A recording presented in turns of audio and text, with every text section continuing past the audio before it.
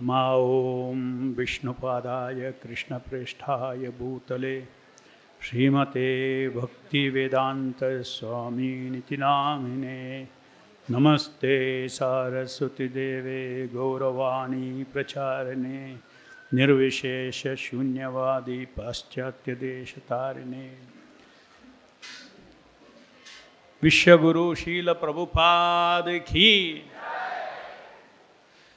Dear Srila Prabhupada, please accept my most respectful obeisances. On this auspicious occasion of Vyasapuja 2025, I express my profound gratitude to your divine grace for protecting our devotional service, especially to the deities of Hare Krishna Hill and Vaikuntha Hill, by blessing us with a victory in the Supreme Court. From the beginning, the conflict was never with the other camp of ISKCON, considering that we are one of the ISKCONs. It has been only with the self-made gurus in the other ISKCON camp, who are now majority leaders in their highest managing body, GBC. After 25 years of intense conflict with these leaders, our victory in the Supreme Court is nothing other than a direct blessing of Srila Prabhupada, who has vindicated our stand that only the Ritvik system should be followed in ISKCON, most certainly blessing the ISKCON Bangalore group of temples to continue with the Ritvik system. Today, thousands of devotees come across ISKCON and get attracted to Srila Prabhupada's teachings, deity worship, and other wonderful, attractive devotional practices. Yet, innumerable sincere followers have been kept in dark about your divine grace's order, misled by the false propaganda devices of the self-made gurus, those who profess faith in the Ritvik system. Today, I'd like to speak on the order of Srila Prabhupada, as well as the various support for us to follow this order of Srila Prabhupada, as well as the various arguments to defeat the arguments made by the self-made gurus. I am speaking, many of you know about this. I am specifically speaking this, keeping in mind so many innocent followers who do not know about this and who, as followers of Srila Prabhupada, should very much know about it. Before I begin this humble offering, I seek forgiveness in advance for all the Vaishnavas within ISKCON, as my presentation will focus on exposing serious institutional deviations by ISKCON leadership after Srila Prabhupada's disappearance Leela. Though some leaders disobeyed Srila Prabhupada's institutional directive and became self-appointed gurus, their sincere pre-77 services cannot be forgotten and deserve appreciation. However, truth must be spoken to protect ISKCON from serious deviation. Our foremost duty is to Srila Prabhupada, the founder Acharya and the greatest of all Vaishnavas in this institution and his mission. When your divine vision and mission are compromised, we must speak up, not out of spite, but out of love and loyalty to Srila Prabhupada. It would be grave negligence to remain silent about these blunders, many of which the GBC themselves have acknowledged. I must choose either remain silent and neglect this service to Srila Prabhupada and the youth of ISKCON, or speak these truths even if they cause discomfort to some. While I remain deeply respectful and beg forgiveness from all the sincere Vaishnavas, I am also aware of Srila Prabhupada's warning. Quote, whenever the Acharya comes, following the superior orders of the Supreme Personality of Godhead or his representative, he establishes the principles of religion. Unfortunately, when the Acharya disappears, rogues and non-devotees take advantage and immediately begin to introduce unauthorized principles. The Acharya establishes the principles of religion, but when he disappears, things once again become disordered. The perfect disciples of the Acharya try to relieve the situation by sincerely following the instructions of the spiritual master. Unquote. Srila Prabhupada, this recent victory bestowed upon us by you is not only an enormous relief from the attacks of the self-made guru leaders and their misled followers, who attempted to expel the devotees of ISKCON Bangalore from the Hare Krishna movement. A greater impact of this victory is that it marks the completion of the foundational work of the last 25 years of building an ISKCON where you alone shall be the diksha guru forever.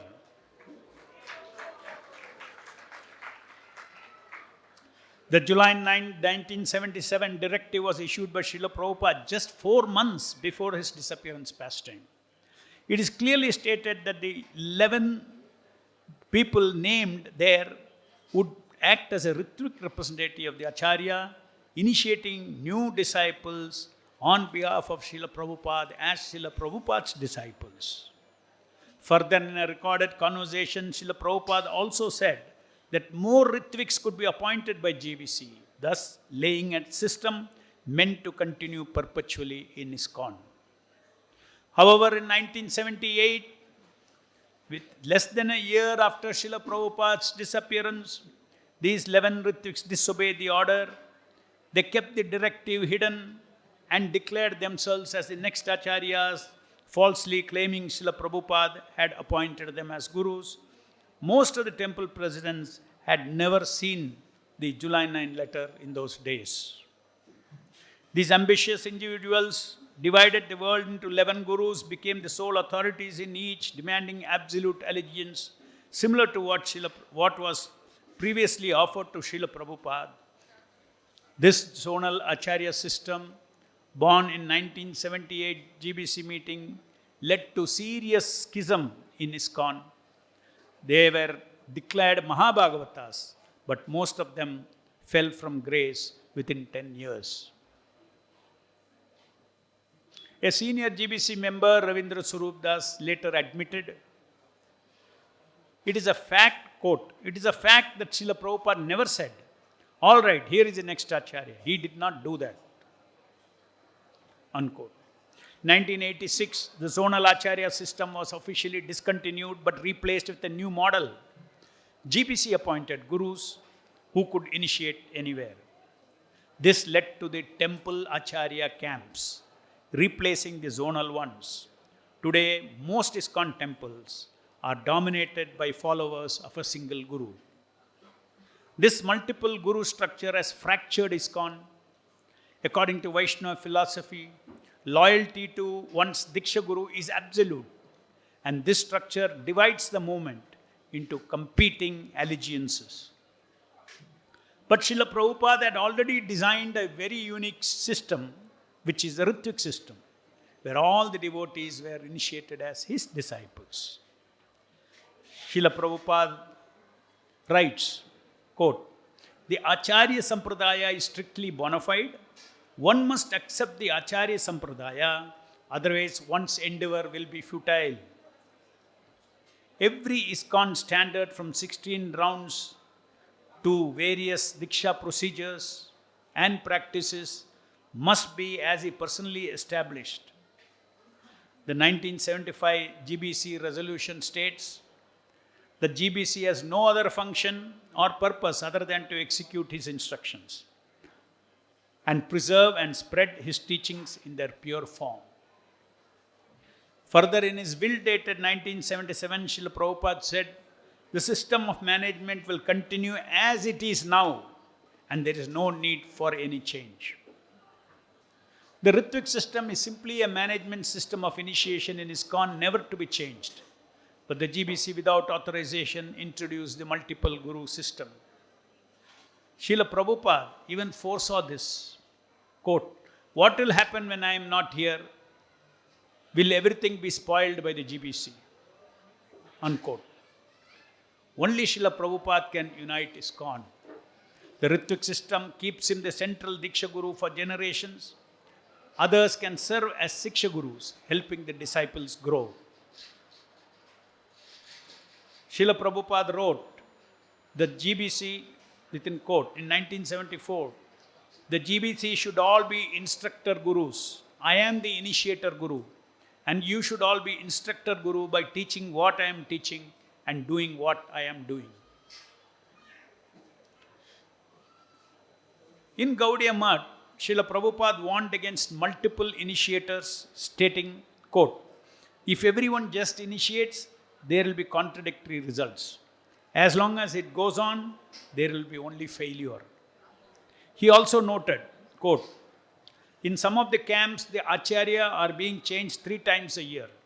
Therefore, we may not commit the same mistake in our ISKCON camp. Unquote. Unfortunately, this mistake has happened and continuing to happen in ISKCON. Srila Prabhupada's books and conversation teach that everyone can become a Siksha Guru or an instructor Guru. As he said, just become Guru. This is following Sri Chaitanya Mahaprabhu's instruction, Yare Deka Tarekaha Krishna Upadesha, meaning only to repeat what Krishna has said as the instructor Gurus. However, Srila Prabhupada was unequivocal that a Diksha Guru or an initiator Guru must be a Uttamadhikari, an advanced devotee of the highest order. That is why the scriptures mandate that one must be authorized by the predecessor Acharya who can certify the quality of such an advanced devotee.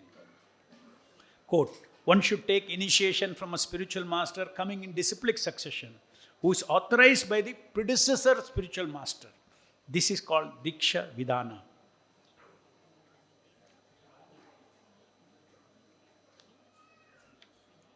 Srila Prabhupada's teaching clarifies the qualification of a guru.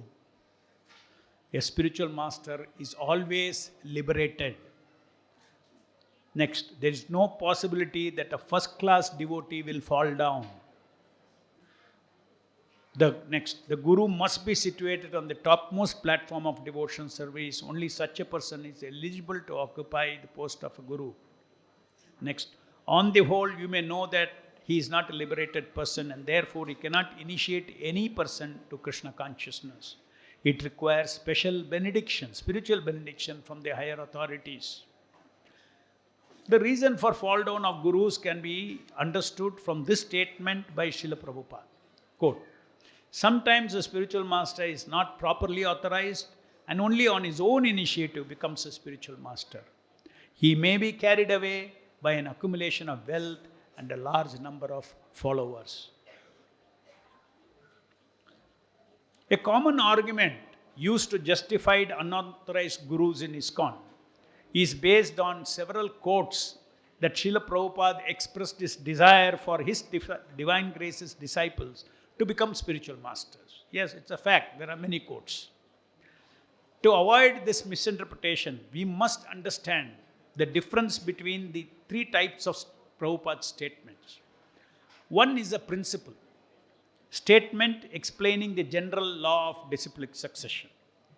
Second is a desire, statements expressing his wish for his disciples to become future Diksha Gurus. Third, the order, statements giving a specific explicit command for a disciple to act as the next Diksha Guru.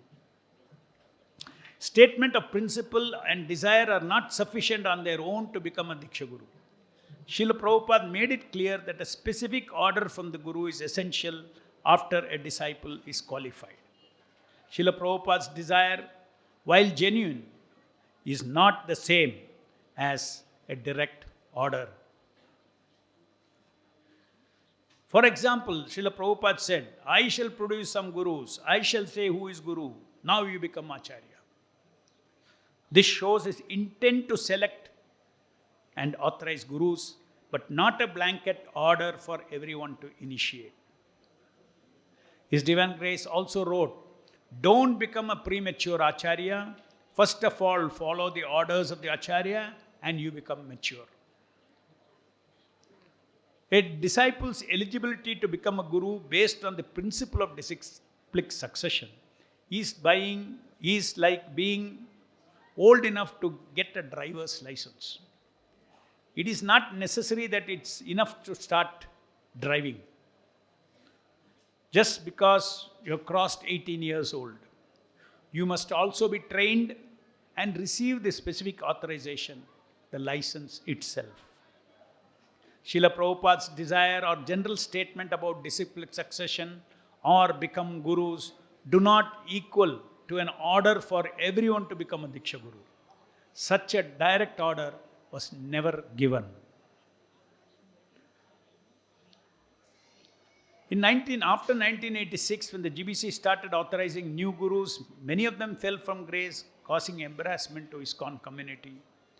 To explain these failures, GBC changed Srila Prabhupada's original philosophy. Srila Prabhupada's philosophy is that a guru must be an Uttamadhikari, therefore he cannot fall down. The GBC altered this, claiming that a Kanishta and a Madhyama devotee could also be a Diksha Guru, which would explain their falling into Maya.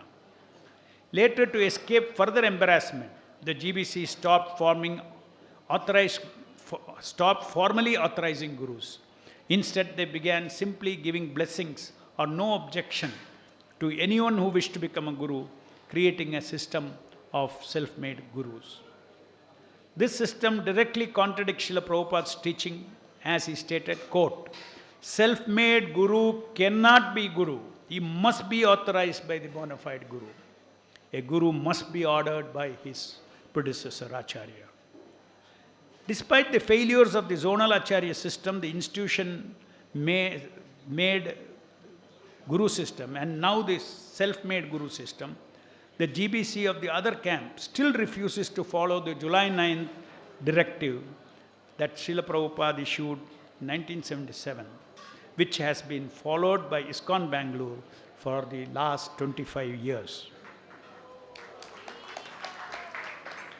This reluctance of the GBC to adopt the 1977 directive stems from the initial mistake in 1977 of assuming the role of Diksha Gurus without a direct order from Srila Prabhupada. With thousands of disciples initiated since then, they just cannot reverse the course. Srila Prabhupada explained why the Gaudiya Math failed. Quote, "They never thought, why Guru Maharaj gave us instruction for so many things? Why did he not say that this man should be the Acharya?" He criticized. Srila Prabhupada criticized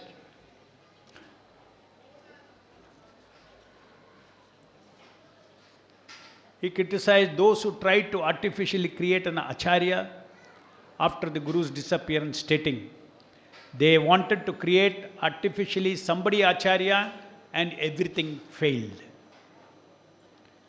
He concluded that it is better, quote, to remain a foolish person perpetually to be directed by Guru Maharaj. Again, quote, trying to become the next Acharya immediately after Guru's passing away is the path to failure.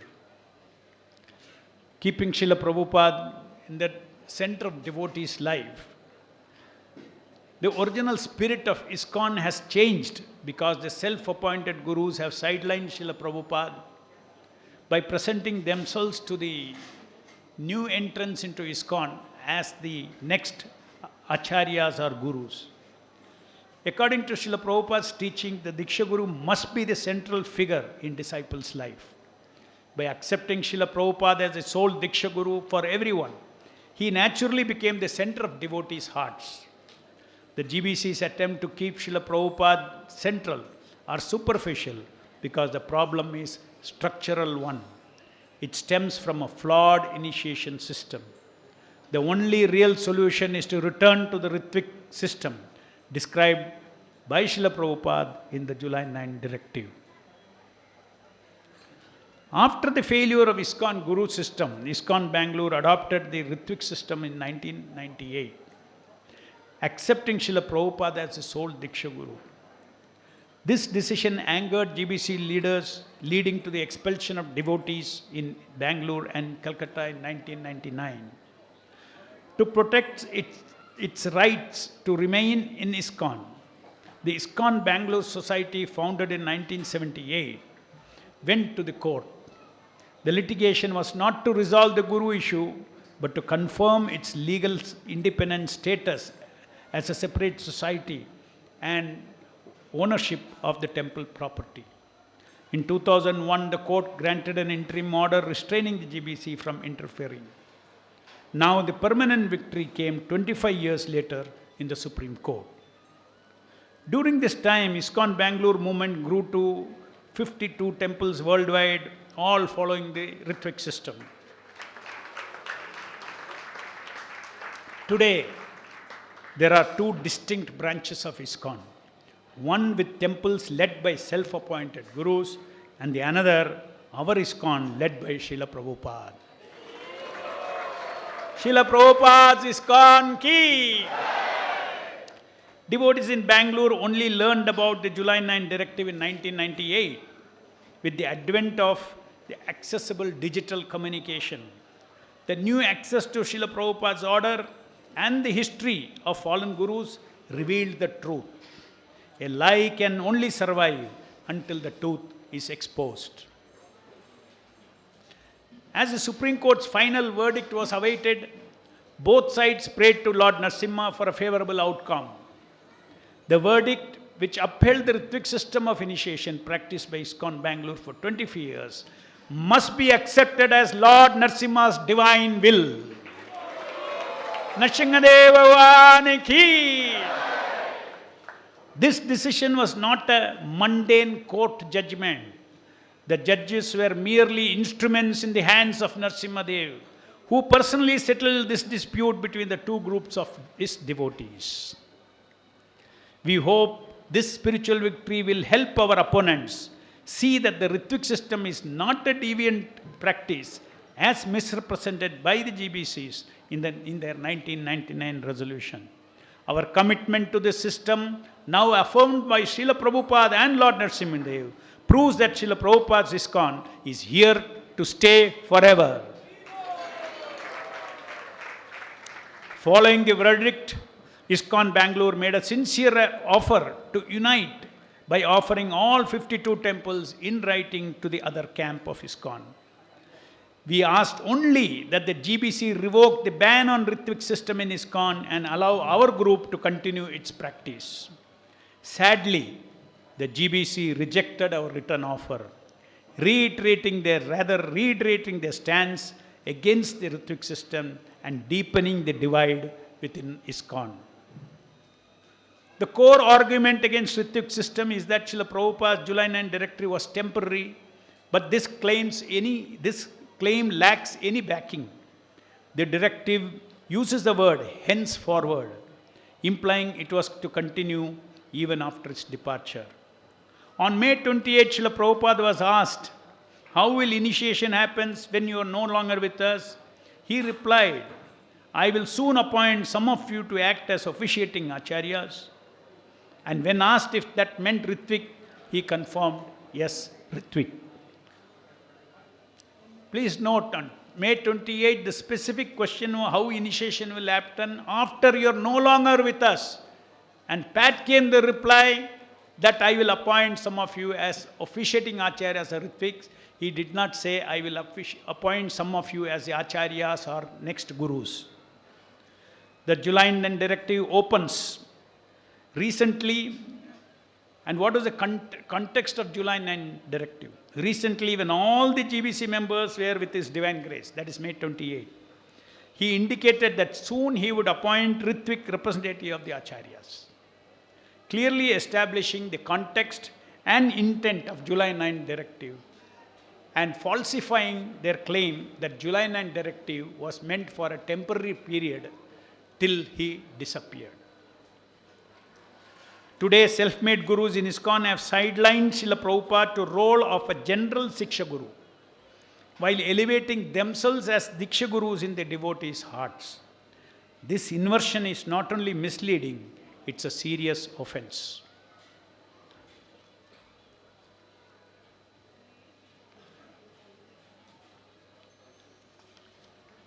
The real reform is to restore Srila Prabhupada as the sole preeminent diksha and siksha guru, as it was originally before 1977. He gave no instruction for Vyasapujas of different gurus, pictures of present gurus on the altars, special mantras for the future gurus. He never gave any instruction. These are all post 1977 GBC concoctions. The YouTube channel Struggle for Truth explains these deviations using Srila Prabhupada's own teachings. I request all the devotees, all the followers of ISKCON to please learn about this truth, about Srila Prabhupada's July 9th order and him being the sole Diksha Guru in ISKCON by going to this website, Struggle for Truth. A common objection to Ritvik system is that a guru must be physically present to initiate. But this reflects bodily consciousness. Yes, sadhu sangha of a Vaishnava in flesh and blood is vital for beginners. But wrongly applying this to Diksha Guru superficially appeals only to neophytes. Take the case of a disciple who receives Diksha and whose Guru departs the next day. Does he need another Diksha Guru? Clearly not. The Guru and the Super Soul shine Divya Gyan in the heart, regardless of the physical presence or absence. Srila Prabhupada explained, the Guru relationship exists as Vani and Vapu. Thousands never met Srila Prabhupada, yet he acted as their Diksha Guru. To argue otherwise is materialistic. It is offensive to claim that such an exalted Acharya cannot continue as a Diksha Guru if he wished to do so. Srila Prabhu Bhakti Siddhanta Saraswati said one effulgent Acharya would emerge, and that was Srila Prabhupada. Srila Prabhupada is unique. He established a system where he continues to initiate disciples even after his departure. He stated clearly in 1968, I am the spiritual master of this institution, and all members of the society, they are supposed to be my disciples. They follow the rules and regulations which I ask them to follow, and they are initiated by me spiritually. Not physically, spiritually. Thus, the Ritvik system is within ISKCON now.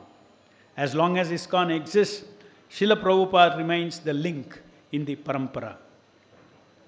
The initiation of Dhruva Maharaj by Narada Rishi is a direct example of diksha given by a spiritual master who was not in so-called flesh and blood, yet fully potent. All acharyas in our parampara are equal in potency, as they all represent Krishna. Srila Prabhupada's position to give diksha post his samadhi is no less than Narada Rishi's. Just as Krishna empowered Narada to initiate Dhruva, he sent Srila Prabhupada to establish ISKCON and deliver Harinam as the Acharya and Diksha Guru as long as the institution lives. The example of Dhruva Maharaj affirms the validity of Diksha by Srila Prabhupada post his disappearance, as expressed in the July 9 Directive. Srila Prabhupada also declared, I will never die. I will live forever in my books and you will utilize. He confirmed, I have given you everything in my books. His Vani initiates everyone in ISKCON through the Ritvik system. The other ISKCON camp points out that in 50 years after Srila Prabhupada's departure, they have expanded from 100 to 600 to 700 temples, 700 temples. They say the proof of the pudding is in the eating. Palena parichyate. But these very numbers reveal stagnation, not growth. Srila Prabhupada wrote, quote, therefore always pray to Krishna to give you strength for accomplishing this mission by doing what I am doing. We have got so many books, so by the time I am finished with Srimad Bhagavatam, there must be at least 1,000 branches. Our scope is unlimited, resources unlimited, unquote. When Prabhupada envisioned 1000 branches, even when he was there, yet after 5 decades only 700 exist. The real culprit, the self-made guru system whose fall downs drained waves of devotees from ISKCON. Without it, ISKCON could have reached 7,000 centers. The narrative of growth given by the other camp is misleading. It's time to acknowledge the cost of sidelining Srila Prabhupada as ISKCON's Diksha Guru. Srila Prabhupada, we pray that the devotees of the other ISKCON camp who come to Krishna consciousness, who came to Krishna consciousness through your teachings, may surrender to your divine grace directly as their Diksha Guru on the real path of bhakti that you taught us. May they no more surrender their intelligence to self-made ISKCON gurus and instead surrender to you with their intelligence as you have taught. You taught us that a bona fide guru is the one who is authorized by his previous guru. By believing false propaganda against Ritvik initiation, they risk offending their true spiritual connection with you as ISKCON's Diksha Guru, who shines Divya Jnana in their hearts in reciprocation to the following of the disciplines that you have designed in ISKCON. Thousands of souls have lost your shelter after betraying. Thousands of souls have lost your shelter after betraying the faith. Absolute loyalty as per your teachings should be only to a bona fide guru, not to one who is self-appointed. Thousands of souls have lost their faith because of the betrayal of the self-appointed gurus.